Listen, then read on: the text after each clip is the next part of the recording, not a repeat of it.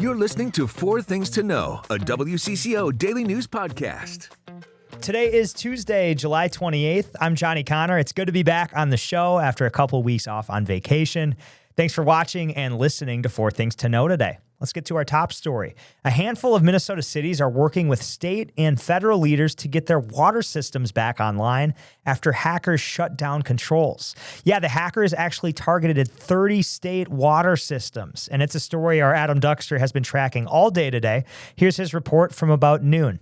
This is a bit of a unique one, and there are still a lot of questions that we don't have the answers to.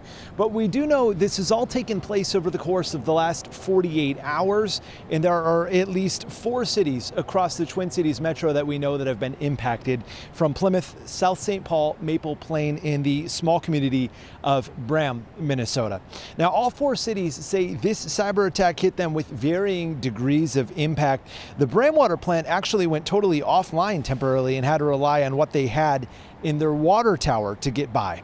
In Maple Plain, they say they pivoted to running their controls manually, essentially shutting down anything that might have been connected to the internet, which is an emergency plan they say they've practiced for. Right now, Maple Plain is emphasizing their drinking water is safe and that they're working with state and federal partners to figure out how this happened, why it happened, and to get everything back up and running the way it was before. Resident safety is of the utmost concern always. We've got this, we've got partners that we can work with. We've got systems in place, and we're going to do our very best to, keep things moving forward status quo. Minnesota's IT department told us in part that they're continuing to work with their partners to assess the scope of this incident. There's still a lot we don't know here, including who was behind this and why they might have been wanting to do this to begin with. Number 2, it's a big day for Viking fans. The Vikings are checking into training camp today out in Eagan. First official practice is tomorrow. Now, the first practice that you can go and watch is on Saturday. And all eyes, of course, will be on the quarterbacks, Kyler Murray and J.J. McCarthy. We heard from head coach Kevin O'Connell today and new general manager Nolan Teasley on the start of training camp.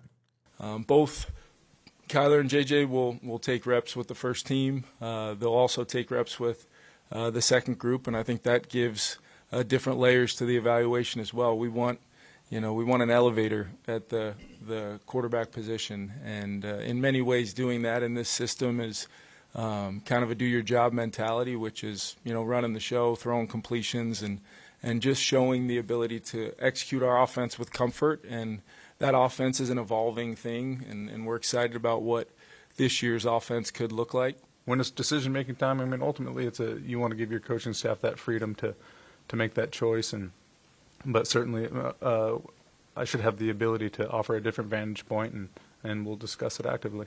And the team also announced today that they signed longtime right tackle Brian O'Neill to a 4-year contract extension, so that will be added on to his 1 year remaining on his current deal, so he could be in purple for the next 5 seasons. Number 3, a legal battle is stopping a state ban on certain kinds of online betting. That's happening at least for now. A new Minnesota law to ban prediction market wagers was supposed to take effect on August 1st, but now it actually has to wait until a federal lawsuit plays out. Prediction markets let people place bets on the outcome of pretty much anything. You've probably heard about them by now. You could bet on the weather, to sports, to the winners at an award show. Minnesota lawmakers passed the ban during last session, and supporters of that ban say prediction markets are an unregulated form of gambling and could encourage actions similar to insider trading. But the federal government joined popular betting sites like Kalshi and Polymarket to sue Minnesota over the ban. We'll keep you updated on that lawsuit. Your fourth thing to know, there are signs of progress in the fight against Northland Wildfires. The Superior National Forest says it will reopen nearly half of the boundary waters on Thursday. That will also include some overnight trips. Nearly 70,000 acres are still burning up north, and more than 1,000 crew members are fighting the flames. During a community meeting in Ely today, forest leaders said recent rain has helped, but the battle is still far from over. What's going on out there? We're not seeing the smoke, but there's still a lot of work that needs to be done. Governor Tim Walz was in Ely for that in-person update. He says he's considering calling a special session next month to address the issue. Those are your 4 things to know today. Let's check in now on our next weather forecast. Hi, I'm next weather meteorologist Lisa Meadows. Looking at our forecast tonight, we're down to 72, your overnight low. Tomorrow, still hot, high coming in the low 90s with sunshine. And now, here's more to know. The National Weather Service says an extremely dangerous EF2 tornado took aim at eastern Wisconsin. And that means winds reached between 111 and 135 miles per hour. It's centered around Appleton and surrounding communities, and the damage left behind is devastating. Buildings and homes destroyed, cars flipped over. Of course, a lot of debris and people's belongings just littering the ground. And just south in the city of Menasha, neighborhoods are unrecognizable. At one point, the entire city was without power. The good news, though, no reports of any injuries. Surveillance cameras in Fridley are causing questions and concerns. The cameras are called flock cameras, and they automatically read license plates. Neighbors in Fridley packed a city council meeting, and the city is already making changes. The flock cameras are posted around town, and police say they can help them fight crime and find missing people, but they are controversial. In fact, Columbia Heights got rid of these cameras back in June because of privacy concerns. Fridley police answered questions last night during a packed city council meeting, and the biggest questions people had are who has the access to the cameras, and why does the city have them, and why are they being used for searches related to immigration? Data shows Fridley's network of cameras was searched hundreds of thousands of times in December and January, and police say some of those searches were immigration related, a fact many in the packed room came out to push back on. Not everyone believes you right now. The public deserves to know whether those searches were connected to actual enforcement actions inside of the city of Fridley. Spend our money on something the community would actually benefit from. A Flock spokesperson said they do not have any contracts with ICE, adding agencies determine whether to share data with other law enforcement and that they can change or revoke that sharing at any time.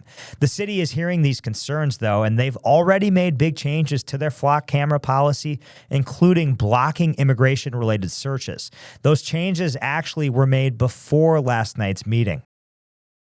A Minnesota woman who says she faced retaliation for monitoring agents during the ICE surge is now suing the federal government. It isn't about losing that privilege. It is about how I lost the privilege. In February, Nicole Cleland told us that she suddenly lost preferred traveler screening status. Her global entry was revoked just 3 days after an encounter with a Border Patrol agent she says she was legally following. Cleland told WCCO the agent already knew her name and warned her not to follow him. And in a lawsuit filed last week, lawyers say the federal agent's actions amount to, quote, intimidation and retaliation that had a chilling effect on her First Amendment protected activities. They also say her global entry status is still revoked. A new youth resource center is now open in St. Paul. It's called the LSS Center for Changing Lives, and it can be found right on University Avenue. The center aims to bring more than 1,100 youth and young families for a wide range of critical services. Here at the CFCL, LSS will provide comprehensive wraparound services for children, youth, and families, including childcare, transitional housing for youth and young families experiencing homelessness, a youth resource center, you happen to be sitting in that space right now, financial counseling, parent education, behavioral health counseling, employment services, all under this one roof. We are working to learn the hours the center plans to be open. Let's talk sports. The Twins host the Royals tonight. First pitch is at 6:40.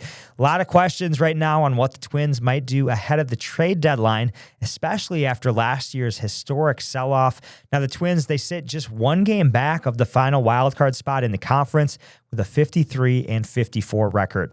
And over at Target Center, the Lynx host the Toronto Tempo. The Lynx have the best record in the league right now at 22-6. Toronto, on the other hand, just 10-16, so you'd expect the Lynx to get a big win tonight. Tip-off is at 7 o'clock. It's time to take a breath with your Daily Bright Spot. It's a save the date times 4. We already know what 4 Twins players will be doing during the offseason. They will be getting married on the same day. Cole Sands, Luke Keeschel, Brooks Lee, and Ryan Kreidler all plan their weddings for November 14th. The players said their busy baseball schedule led to coincidental scheduling. They actually didn't figure it out until they all started talking during spring training. And there's at least one more coincidence. The manager of the Twins says he can't go to any of the 4 weddings. Derek Shelton says he has his own wedding anniversary to celebrate on November 14th. That is crazy. What are the odds? I wonder what the players are going to do. I mean, hopefully they can't be close enough. I mean, they're all from different places. That is just absurd.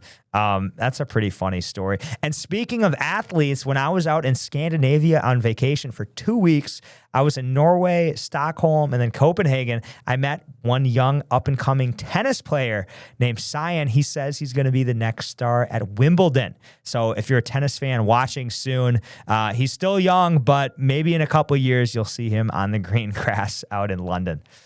Well, I'm Johnny Kahner. This has been 4 Things to Know. We, of course, are here with the news you need every weekday afternoon by 3 o'clock. Thanks for watching us on YouTube today, for listening in your car or wherever you get the show. Great to be back.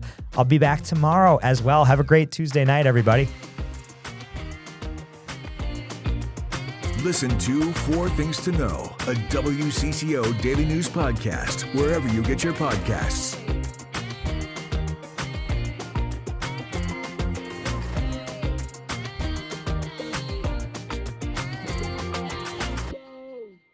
Love podcasts? Love Minnesota? Check out the WCCO podcast studio lineup. Hear the top stories of the day with 4 Things to Know. Discover top female athletes and teams from around the state on women in sports. Dive into stories about faith and belief, from your local leaders to your neighbors next door, with bigger than belief. Stay in the know on the go with the WCCO podcast studio. Go to WCCO.com/podcasts.